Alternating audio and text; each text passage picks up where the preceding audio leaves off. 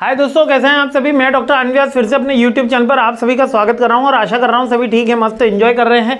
9th most important question पर मैं आ गया हूं। डीबीएमएस सब्जेक्ट है, जल्दी से देख लेते हैं 9th क्वेश्चन कौन सा है।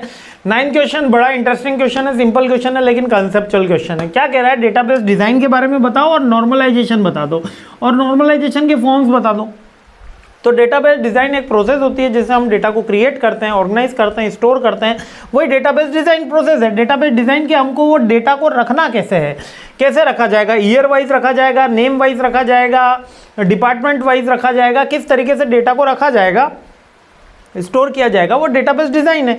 तो बेसिकली कंसेप्चुअल डेटाबेस हो सकता है और लॉजिकल हो सकता है कि कंसेप्ट पे अपन एंटिटी रिलेशनशिप मॉडल के अकॉर्डिंग रख सकते हो, या आप लॉजिकल डेटाबेस के 1 के बाद 2 ही आएगा, 2 के बाद 4 ही आएगा, 4 के बाद 8 ही आएगा। ये क्या हुआ, लॉजिकल हुआ। और कंसेप्चुअल के बाद रोहन का घर लखनऊ में है तो रहीम का घर भी लखनऊ में है, तो रोहन और रहीम साथ में है। अब विक्रम का घर भी लखनऊ में है तो वो तीनों साथ में है।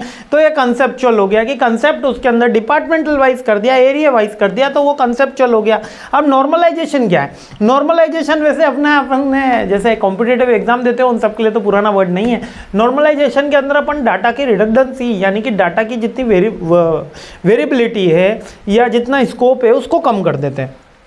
जैसे मैंने डेटा को एक रेंज दे दी है ना, 10 to 15।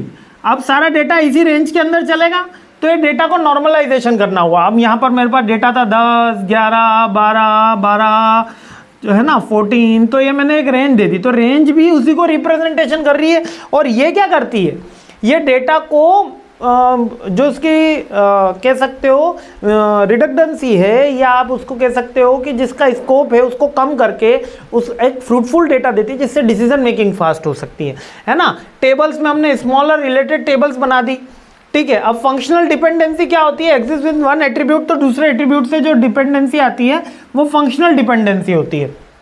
फुली फंक्शनल, पार्शियल हो सकती है ना। अब नॉर्मल के फॉर्म्स होते हैं, देखो 1NF भी होता है, 2 भी होता है, 3 भी होता है ना। लाइक डेटा इन टेबल फॉर्मेट के अंदर कर दिया, एक सिंगल वैल्यू कंटेन करेगा, रिपीट नहीं करा जाएगा, तो ये 1NF हो गया है ना। 2NF के अंदर अपन जब जाएंगे, जो 1NF तो हो गया, ठीक है। ये 2NF के अंदर क्या किया, जब 1NF सेटिस्फाइड हो गया तो उसमें पर्टिकुलर डिपेंडेंसी अपन ने हटा दी।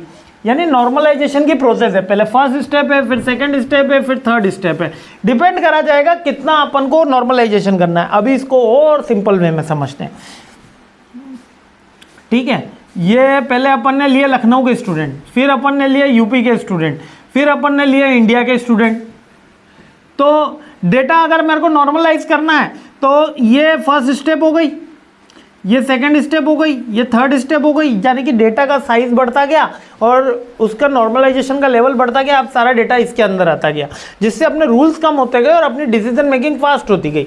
जैसे कि 0 से 10 करा, 0 से 20 करा, 0 से 100 करा, तो यही 1, 2 और 3 के अंदर डिफरेंस है। जब फर्स्ट सेकेंड दोनों सेटिस्फाइड हो जाएगी तो 3 में आ जाएंगे नॉन की एट्रीब्यूट्स, है ना, ठीक है। अब इसको समझने के लिए तो ईजी है। अब 3NF का स्टिकर वर्जन है, ये दोनों नहीं भी याद करोगे तो चलेगा। नॉर्मल फॉर्म से क्या होता है, डेटा कंसिस्टेंस रहना चाहिए, इंश्योर करना होता है अपन को। डेटाबेस की एफिशिएंसी इंप्रूव करता है, सिंप्लीफाई करता है मेंटेन करने में, और रिडक्टेंट डेटा जो मतलब नॉइजी काइंड ऑफ डेटा होता है उसको रिमूव करता है, ठीक है। रिमूव नहीं करता, उसको सिंक्रोनाइज करके उसको मिनिमाइज करता है। रिमूव तो होता नहीं है, सिंक्रोनाइज करके मिनिमाइज करता है, ठीक है। आगे बढ़ते हैं, सीरीज आगे बढ़ाते हैं। जय हिंद।